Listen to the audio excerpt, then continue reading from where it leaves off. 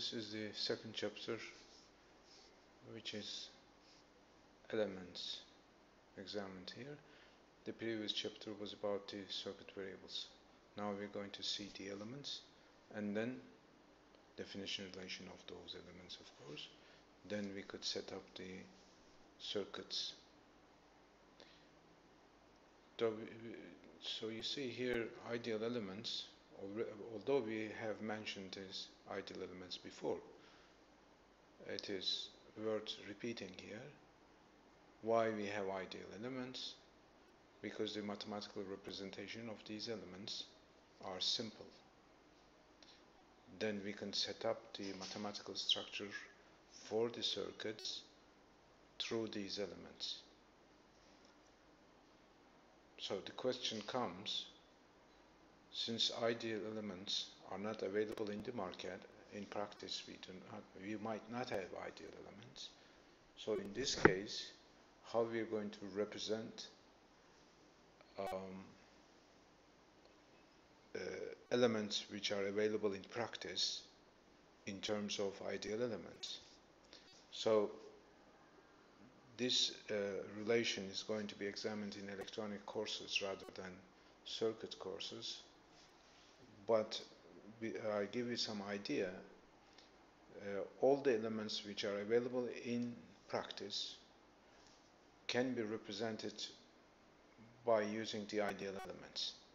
So if any circuit given in practice, we can replace all the elements in this circuit with the ideal elements. Then that means theoretical circuit comes in. So because of the mathematics, we need these ideal elements. Now these ideal elements, we are going to examine those elements in 4 groups here: sources, resistors, short circuit, open circuit elements, and then another group based on these ideal elements definition relations. We are going to classify the circuit elements. Circuit elements classification takes us to circuit classification as well. So let's start from the sources. So all the elements first and then sources. Let's say ideal circuit elements. We said we've got sources. There are 2 groups of sources: independent sources, dependent sources. Independent sources are 2 groups as well: voltage source groups and current independent sources. Dependent sources, there are 4 of them: voltage controlled voltage source, current controlled voltage source, current controlled current source, voltage controlled current source should have been the last one. I will replace this. And the resistor is another element that we are going to see. Open circuit and short circuit elements, the other elements that we are going to see. Now let's start from the sources now.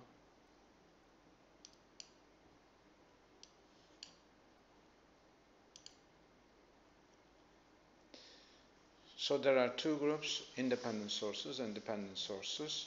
First, independent sources. There is one independent voltage source and another one independent current source.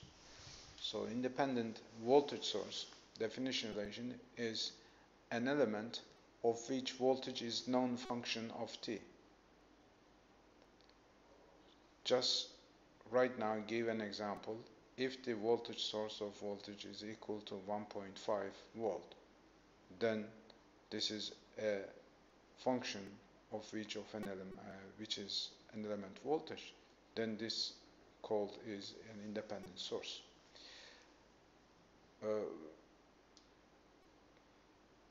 How we show this element? There's going to be a circle like that. If there is a circle, then we call this is a independent source. If the voltage reference put inside that curve, it is called dependent voltage source. This is how we show the dependent voltage source. Among this group, there are some common ones. which one of them is DC, the other one is AC. DC is the short form of direct current voltage source, AC alternate current voltage source. So direct current voltage source function, which is mentioned here, which is the definition relation of an element of an independent voltage source, Vs, S comes from source, equal 1.5 volt. This is a common independent voltage source which is available in practice. It is battery that we use in our we use in many places, that is, for the control elements. We use this. In the telephones we use batteries as well. Not 1.5 volt batteries, but we use batteries in different places, that you know that.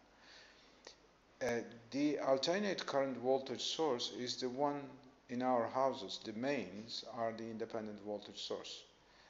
The definition relation of this independent voltage source is 311 times sine 314t plus 50 degree. That is a sinusoidal function, and this function is known. Since this function is known, then it is an independent voltage source.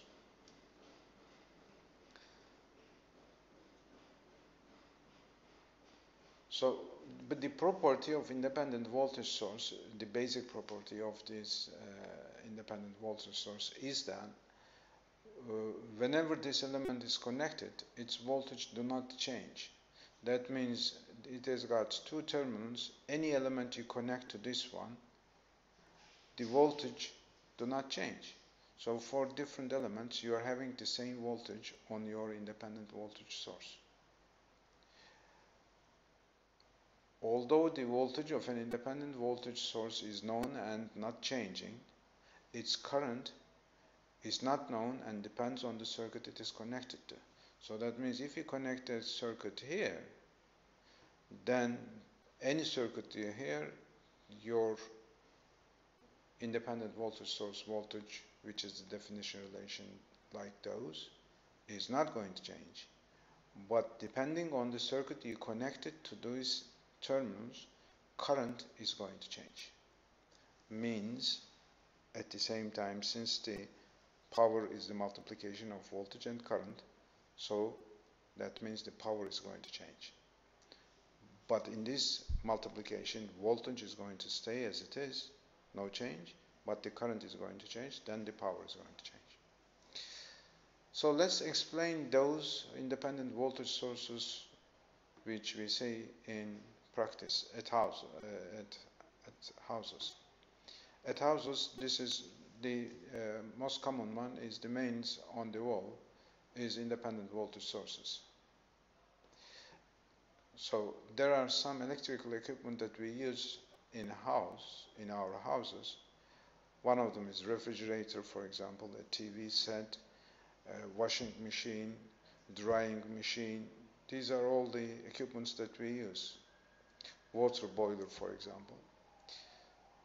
So when we connect one of these equipment to our independent voltage source, that means you connect it to the wall mains, then what you have done is, in order to run your electrical equipment, you need a power. That electrical power is going to be supplied by this independent voltage source. So we are saying now in our explanation here, whatever appliance that you apply to these terminals, that means any equipment you connected to that terminals, this voltage of this independent voltage source is not going to change, but the current delivered to the electrical equipment that you connected to it is going to change. If it is a refrigerator, a different current.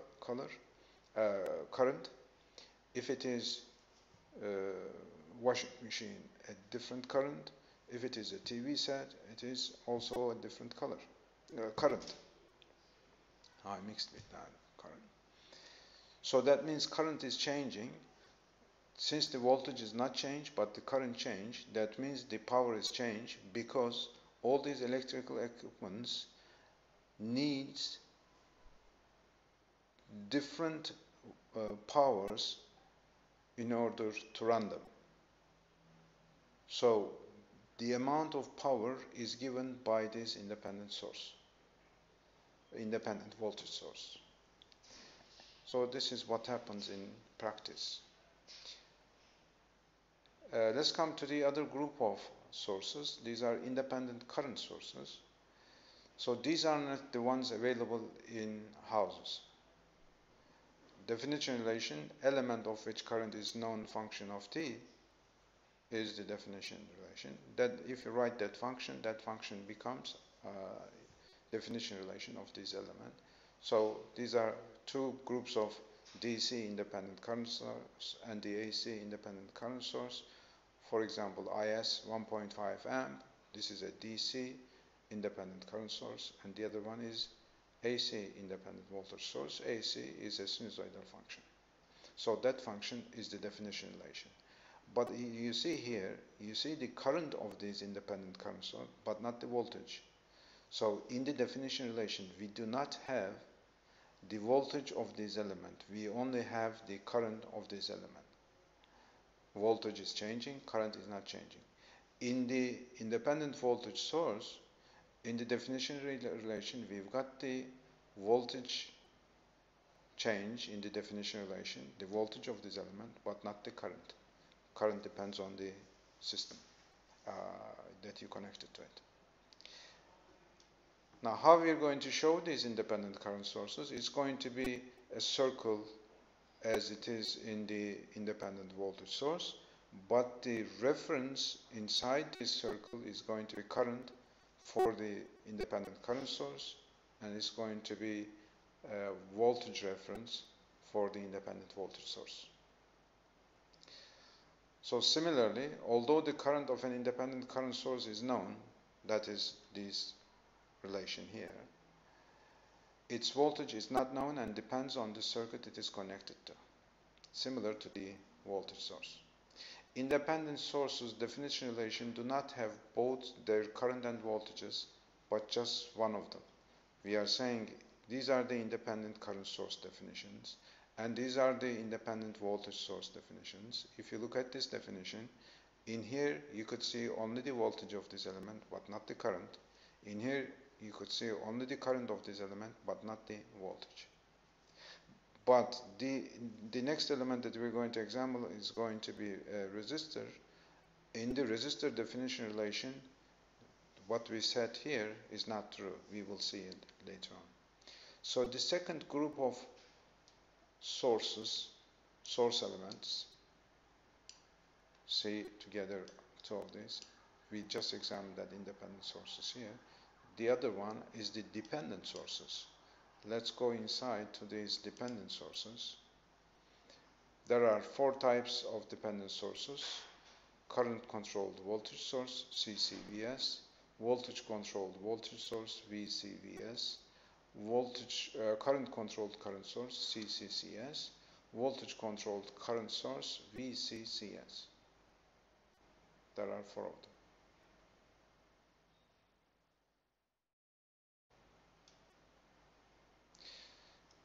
So how we show those elements is a bit different from the independent sources.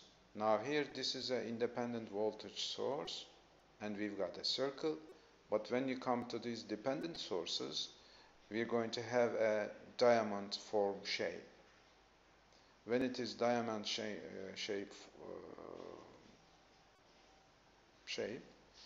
then we say that this element is a dependent source.